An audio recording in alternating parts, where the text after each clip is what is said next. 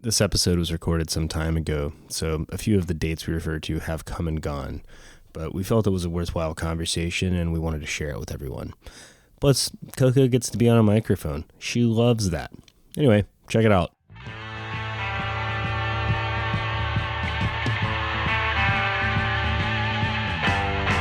You're listening to Makers Podcast, folks making things happen here locally, with Apollo Johnson and Andrew Sovine. Today we have a dear friend, Coco Papy, and I just wanted to pick your brain today, and ask not you. a lot in there. Some of us beg to differ, but tell me what's going on with you. How you been? I'm all right. I don't really have any complaints. Which is maybe like a bold thing to say, given that it feels like everything's on fire. But I don't know. I mean, I think the world's always been on fire, right? There's always been some sort of feeling like, this is it. This is the big one. And I just think about, the folks who have all come before us and how they lived life and were joyful and did all the things that people do, even despite circumstances being pretty terrible. So, short answer is I'm good. I'm good. Well, I'll receive that. Yeah. I'm happy to hear that. Given everything that goes on, that's been going, the zone being flooded, let's just put it like that. I'm going to dive right in and ask you, what are your guiding principles through all of the mess, the chaos? I think what feels really important to me right now is one, like being kind. I know that sounds like super trite, but I feel like if we're not grounded, if we're moving from a place of like reaction and fear and all the sort of things that come along with just like the feeling of panic, I feel like we can be really harsh with one another. And I think now more than ever, we have to realize that like it's actually like the only way we get out of this mess is that like we have to depend on each other. There's really not another answer, right? Like we can't buy our way out of this mess. We can't, online therapy ourselves out of this mess. We can't optimize our way out of this mess. Like we really have to sort of turn to each other and have meaningful, dependent relationships with each other. And I think that there's all sorts of things that are making that difficult to do, right? I think, you can throw a rock and it could be something about individualism or hustle culture or, like TikTok rotting your brain. Like, I don't know, there's going to be something, right? But there's all these like small little things that I think keep us more and more isolated from each other. And I think right now we just really have to be leaning into our relationships with one another. And that's hard, right? Like that's hard because like we are all flawed, imperfect, trying to do the best we can people. And sometimes we have like really differing philosophies on like how that looks. But when I say like being kind to one another, it just means that like being in good relationship with one another and taking care of one another and, just trying our best. Maybe that's oversimplified, but It isn't. Yeah.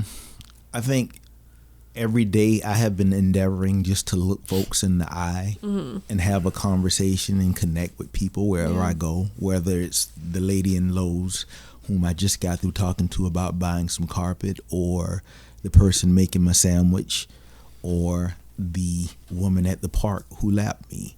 You make eye contact. It reminds you that we aren't here alone, and we all, it's the human element. It's that thing that connects us. I think there's so many fraying threads in our national identity.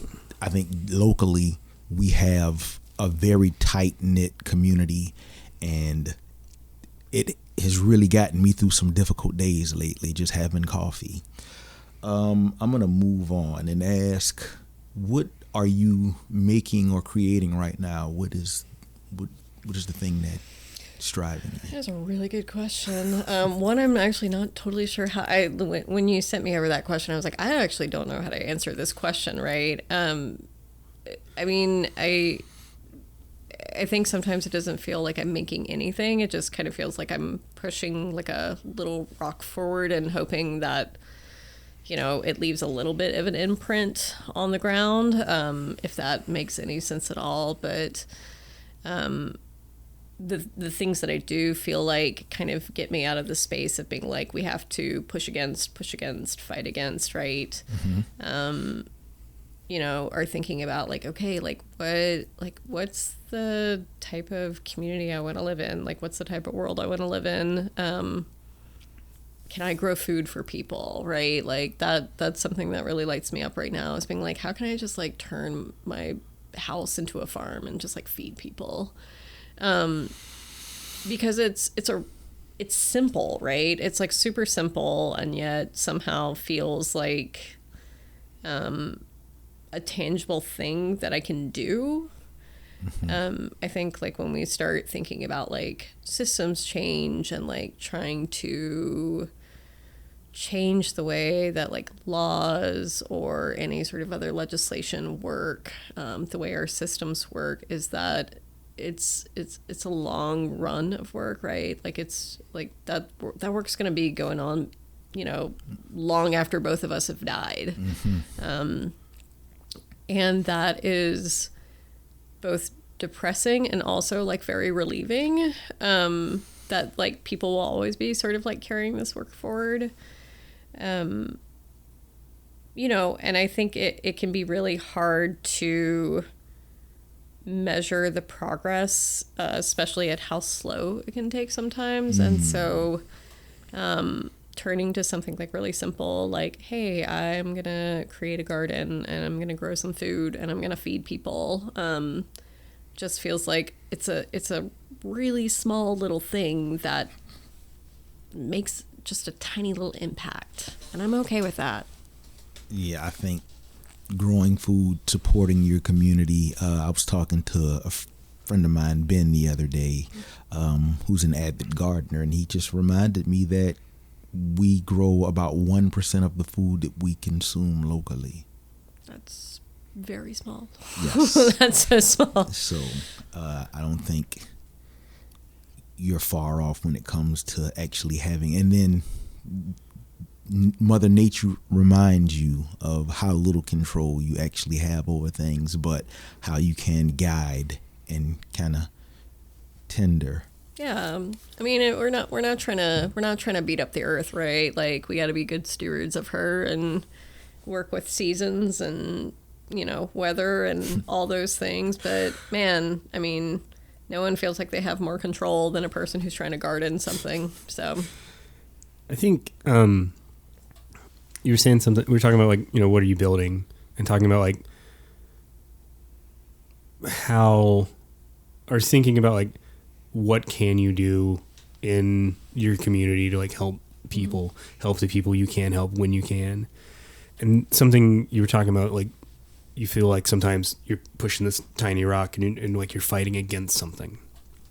And I think for me, one of the things I've learned from you, whether or not you want to admit it, is that it's not, I have started looking at it from like, well, I'm not fighting so much against something, but I'm fighting for something. Mm-hmm. And I think it's like all three of us, we know people in this town, like within 5 minutes of us, that do not have a lot of the privileges that we have and cannot fight for themselves. So that's like, it's on us to do it. That has been like booing me the last few months. I'm just like, yeah, November was really shitty, but like day before the election, we were all like, hey, we got to make sure we take care of our people. Day after the election, that was still our thought. Yeah, the plan didn't change. Yeah, and it's like, I think, I don't remember how many times you and I texted or called each other over the next few weeks, but it was like, yeah, nothing changed in how we approach the community level things. And I think that's something we need. We have to recognize that in ourselves if we're going to continue to do this work that is going to be really, really hard. Yeah.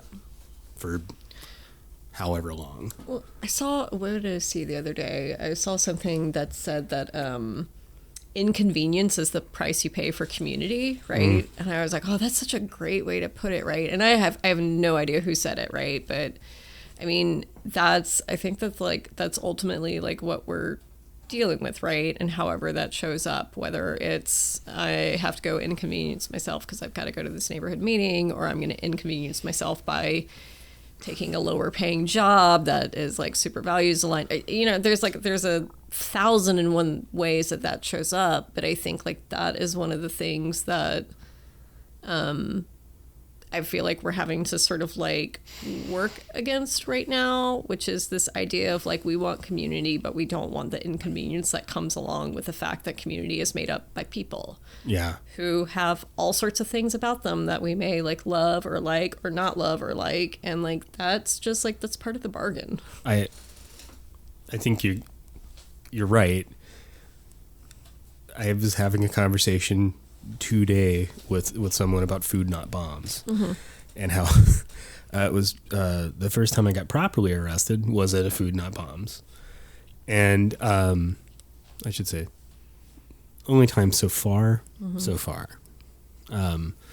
but there's I've noticed some people in town, like it seems like on Saturdays there's like a little corner and they're having like free food stand, and yeah, I can tell you that's the DSA. This and DSA? That's mutual aid. Yeah, and that which is a great thing.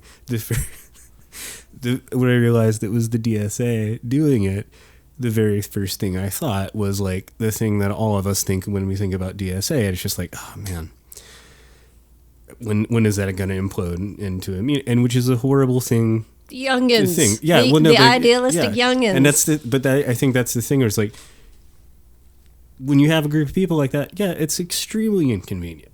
And there's a bunch of people that have different opinions and like how things should run.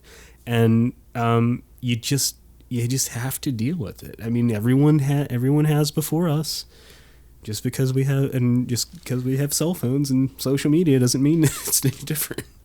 And I would just like to say that I caucus with the DSA often. Yeah.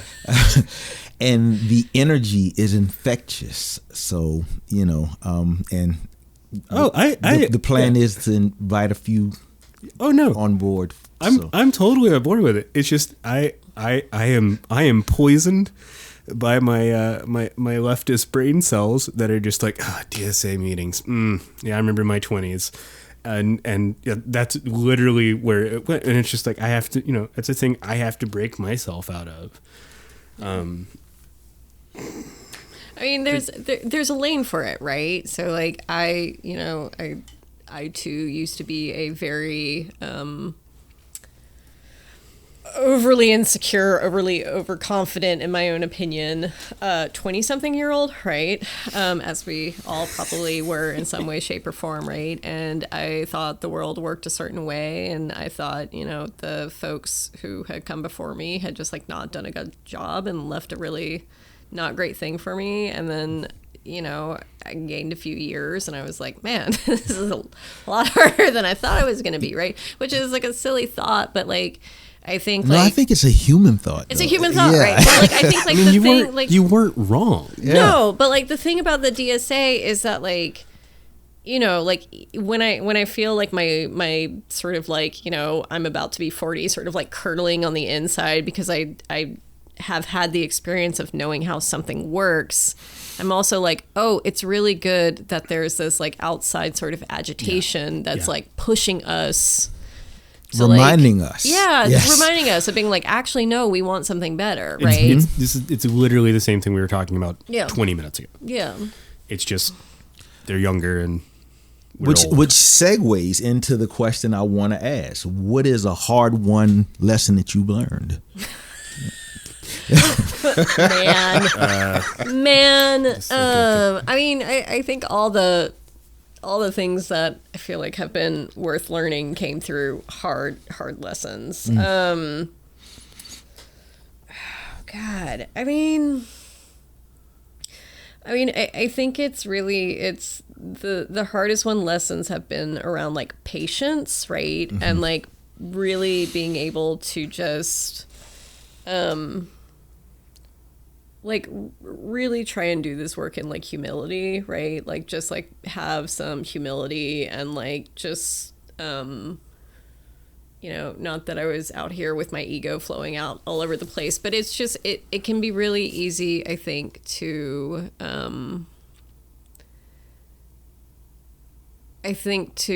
feel like the way that you perceive how things should be the only way. And if people aren't listening to you, well, then that's like their problem, right? And so, I think that can also be like hyper aggravated in like a small town like Savannah for many reasons, right? But I think that one of the things that I feel the most appreciative of, and it comes from Tiffany Roberts, who works at Southern Center for Human Rights, right? And she's like a former public defender, and now she does public policy. She's done a lot of organizing around, really big cases that have come out of Statesboro and Brunswick. But I think the thing that I've taken away from her is just like having humility in doing this work. And that will serve you in the long run, right?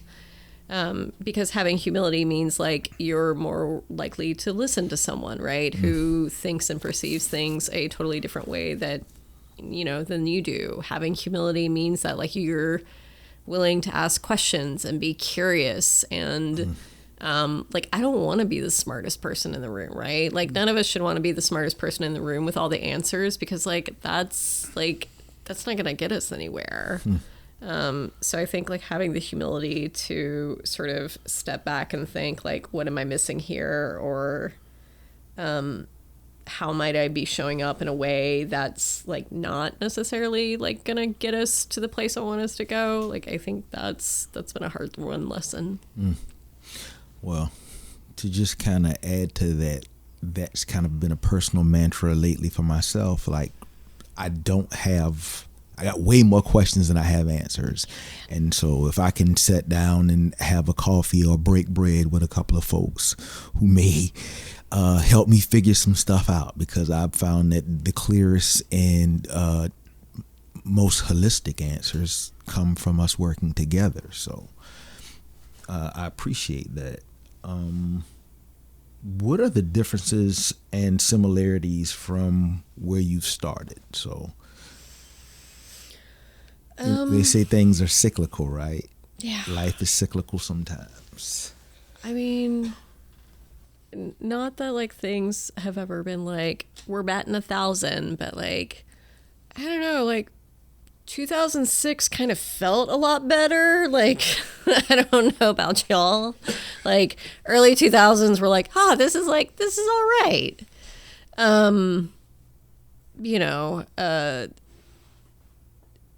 Yeah, I mean, I think the easiest like cycle that I can point to right now is the sort of like Temu version of like whatever roller coaster ride we're on right now with like, what's happening in our political world.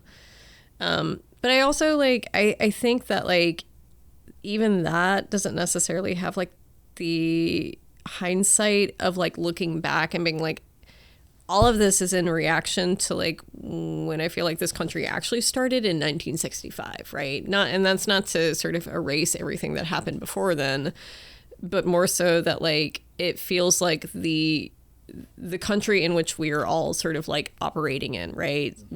Good, bad, ugly, what it is that we're striving for, what it is that we're trying to move away from. Like, I feel like it started in 1965 with like the Voting Rights Act and like all these other major pieces of legislation that actually shifted. Right. There was that. Yeah, it shifted. It was an era of paradigm shift for us as a country, as a nation. Mm-hmm. Things became fractured more so, right? There was the veneer of orderliness, right? Mm-hmm. There was a certain aspect to the country that everybody pretended a certain thing, but yeah, to what you're saying, 65 kind of opened that But I feel like right now it's like a direct line from there to like where we're at. Like I think this isn't just a reaction to, the past 10 years or even the past 20 years. Like this is a direct reaction from, we tried to make society, even in our imperfect decisions, right? Like all these huge pieces of legislation are not perfect by any means, but like they were bold. And like earlier when we were talking about like bold vision, right? Bold vision, right? Right. There were new ideas for their time. New ideas, right? And so like, but it feels like we're in a moment where we are reacting against that so hard, because that's not like the bold vision that some folks want is the complete opposite of that. And I don't think the majority of folks actually even understand that. And that's not to disparage them, but I just... It's hard. Well, we can. It's again something we've all talked about together and separately.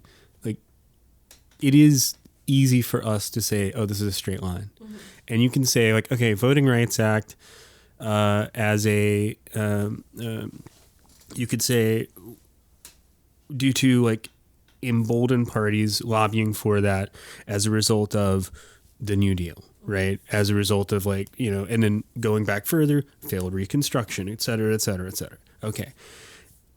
But then, at some point, as soon as the Voting Rights Act happened, was that we're saying, like, if this is what we're looking at. Okay. 1965 is kind of like the crest.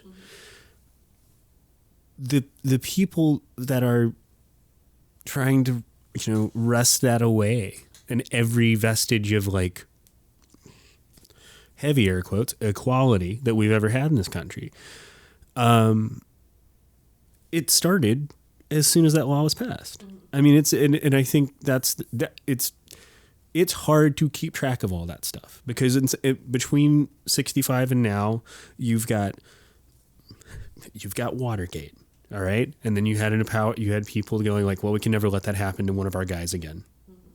Here we are, and then you've got the Powell memo. It was like, actually, corporations could have like speech rights, and that's how we get the Citizens United, et cetera, et cetera, et cetera. Yeah, I think that is the Campbell soup condensed version of where we are. I mean, we can expand on that further. All three of us are nerds. So like it's a little easier or we're a little more apt to pay attention to these things. It is hard if you are a parent that has to hold down like 2 jobs to feed your family. Like, who's gonna want to read who gives a shit about the Powell memo if you're not just a wonk? And I mean, or someone, or you're fighting against or for something, right? And I mean, I think that going back to the community conversation, it's like, well, we have to know that, like, okay, we, for whatever reason, our brains are broken in specific ways, that like these are things we pay attention to, and we know that not everyone else is going to pay attention to that. So it's like, how can we meet those people and understand what their needs are and help them understand like why they have those needs, And that's, I think, the essence of organizing, right? Is advocating and allowing folks the space to find access.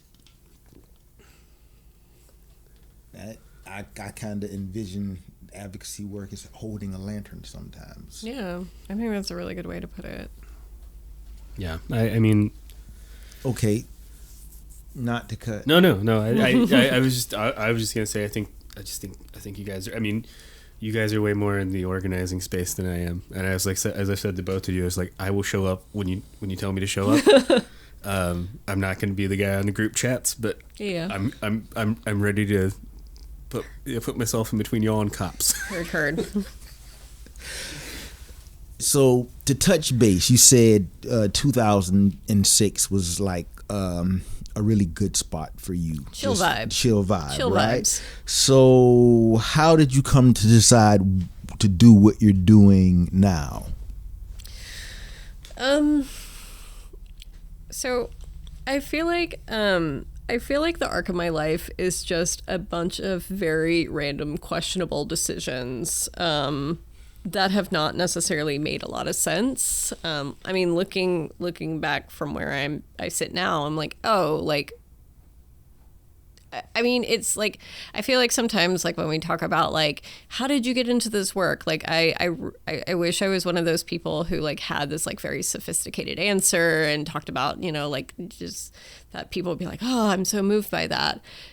I am a very simple person. Like, I don't know, like, I saw Robin Hood and I was like, yeah, you know, like, it's really simple. Like, you know, like, people are like, you know, 2016 and the Trump administration radicalized me. I'm like, yeah, kindergarten radicalized me, right? When we were told we got to share. Like, it's like, I don't want to overly dress it up, but like, I mean, like, I think like the want and the desire to just like do good, however you describe that, right? Like, however that looks, has just like always been there, right? So like, started off doing some Food Not Bombs work, like was really concerned about the Iraq War and like 9/11 and how my friends were being treated, like, you know, had my own experiences around not being able to access like reproductive health care in the South, and then like moved up north and was like, holy hell, like this is a totally different experience. Like, why is it like this, right? You know, like had the like really rare experience of like getting involved in seeing how stop and frisk not only worked, but like was in this really particular niche where it's like, oh, okay, like we're focusing how this really egregious racist policy and practice that New York cops are doing is actually impacting Black trans sex workers, right? Like, this is how sex workers are being targeted, and this is like why this is a bad thing, right? So I don't know, like I think in the moment, like a lot of those things had their own particular frustrations or didn't feel meaningful, but I like when I look back at everything, I'm like, wow, like everything has sort of brought me to this point, and I am really appreciative of all those experiences. As you know, it's like a weird Bucky's puzzle, right? Like, I know like the Bucky is in there at some point, but like in trying to put it together, you're like, none of this makes any sense, right? But I think having all those experiences, whether it was like working in Title I schools or, you know, doing repro work or like whatever it is, have really just kind of shaped who I am and like what I want to do, right? And just, I think solidified it into like a commitment, right? Like, I think we do this work not because we're like, I love it so much, right? Like, it's you're like, I'm committed to this. Like, I don't like there's a lot of times where it's this viscerally I feel like this is wrong, whatever this is. And so I feel like every time we, like, you and I have talked about, especially like during the legislative session, if I'm talking to you about like, how's it going up there, there's never been a time where you're like, it's going great. You know, it's always been like, well, I yelled at so-and-so today. Or we had this meeting and it was extremely frustrating. But one of the things I've always been impressed by you is that, like you were saying, it's like as long as I've known you, it doesn't seem like there's ever been a point, anything that's happened to you that's made you go, oh, I need to do a hard pivot. Yeah. It's been just this is just another piece of evidence that I need to do stuff for other people. I need to help other people. And I think that's been huge and hugely inspirational to like me and a lot of people that know you. How do you feel about that compliment I gave you? I hate it. Yeah. But also there's good stuff happening in the legislature this year. Okay. There's some really good criminal justice legislation, right? That is like, we got a bill that would change the standard of proof for intellectual disability and how it is factored into the death penalty, right? Passed unanimously in the House. Unanimously. That's insane. That's never happened before, right? We have a bill that would close all the loopholes in the First Offender Act, right? Yeah. So like, if you have, like, you go through this process, like, you know, you are guaranteed like, okay, your record is now private, except we have all these websites and privacy checks that are like now like a loophole, right? We've got a Survivor Justice Act, right? So like, if someone is in a domestic violence situation and they hurt, or, do some sort of harm to their partner in their defense, we're not going to send them to prison, right? Like it feels like for all the years that I've been working up there, there's always just like really egregious legislation, right? They're always like, we're going to charge kids as adults and we're going to punish people and we're going to prove that we're tough on crime because we can't imagine anything ever being any different, right? Like we can't imagine a world where we actually like look at people's very basic needs and say, maybe we should actually invest in these things as opposed to responding and reacting to it on the other side, right? But like there's good legislation happening. There's a safe storage bill, right? So like the state of Georgia, this is huge for Georgia. They will give you a tax credit if you practice firearm safety, right? If you get trained, get your weapon secured, and get insurance for it, they will give you a $300 tax credit, right?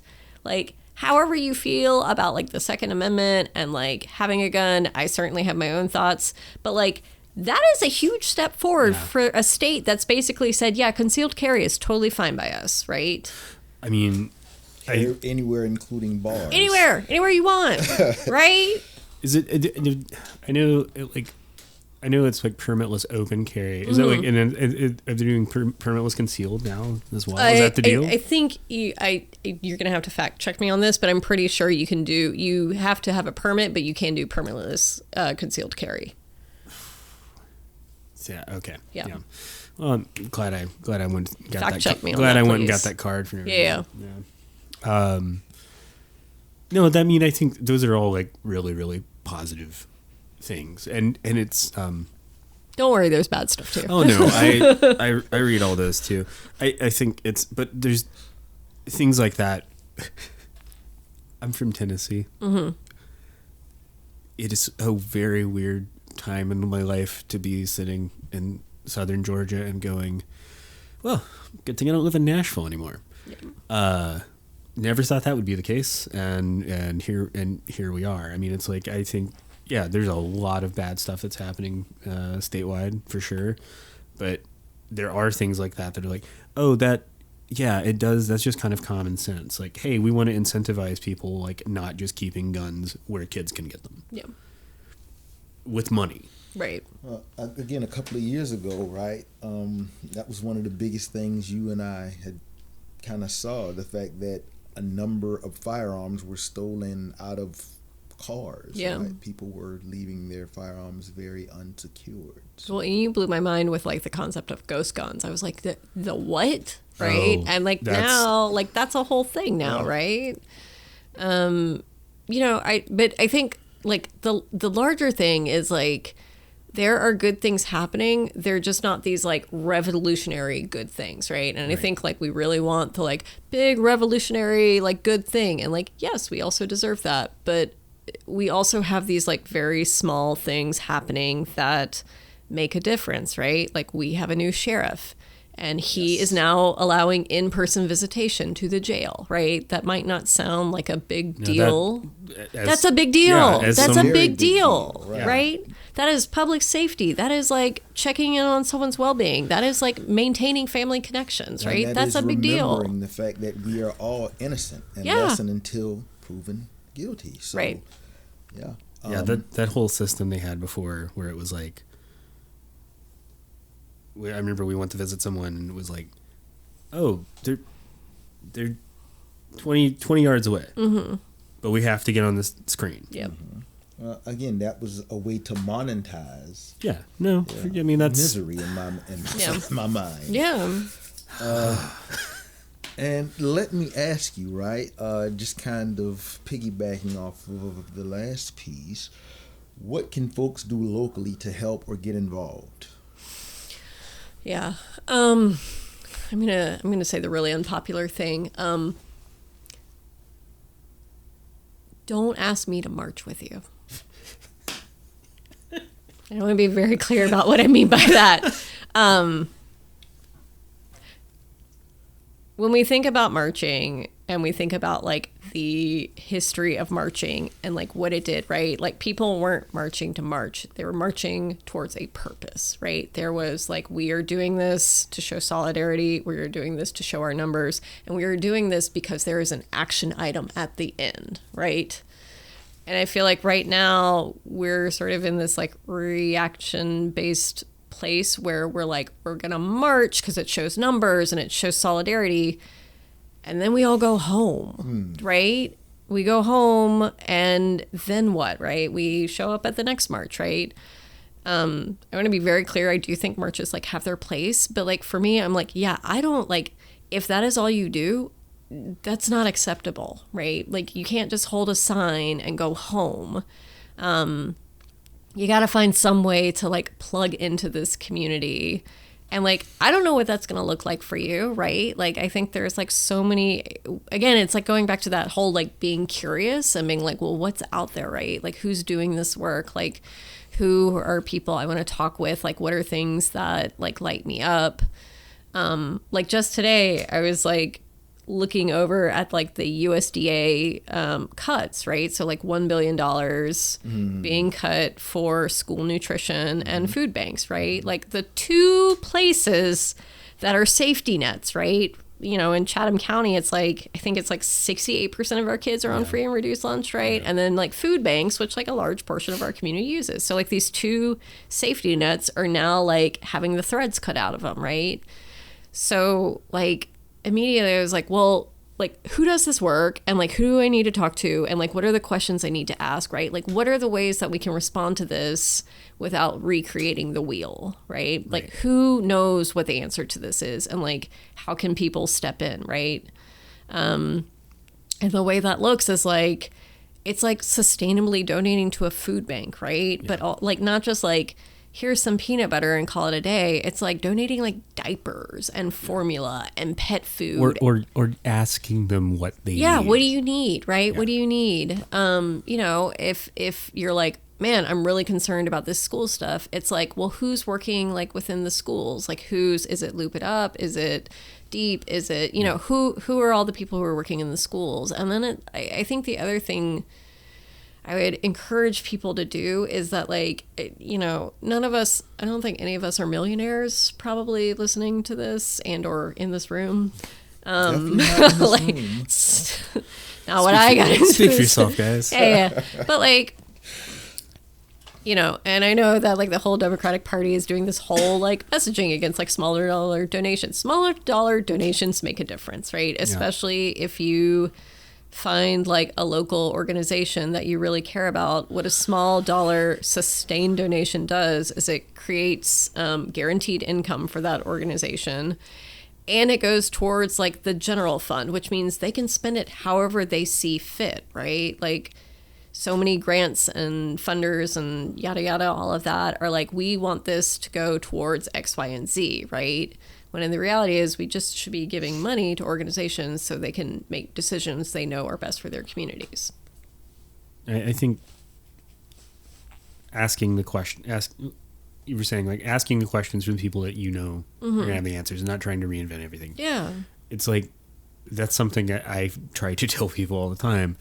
I have had several people ask me, or like, especially like right after the election, like, oh, well, we've got to develop this like underground railroad thing for our trans friends and get them out of the country. And I was like, if you're just now thinking about this, you are not the person. Yeah.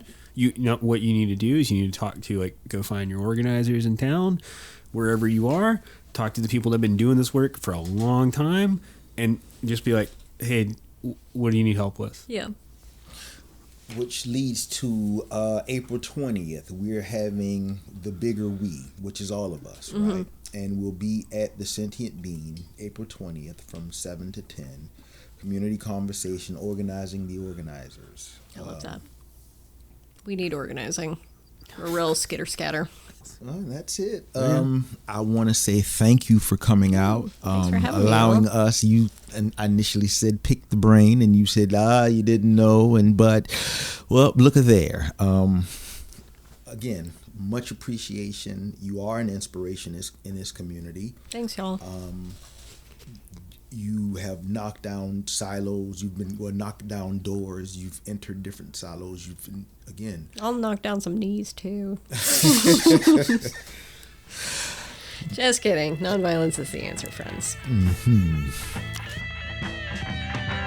Makers Podcast was created and produced by Apollo Johnson and Andrew Sovine. Recording and editing by Backroom Record Studios. Music written and recorded by me. I'm Andrew. Anyway. All right, there's a link in the show notes. Check out what Coco's up to and check out the work she's involved in. And if you feel so led, get involved. Help out. It's a lot of fun. Okay, come back next week and check out the next one. Thanks.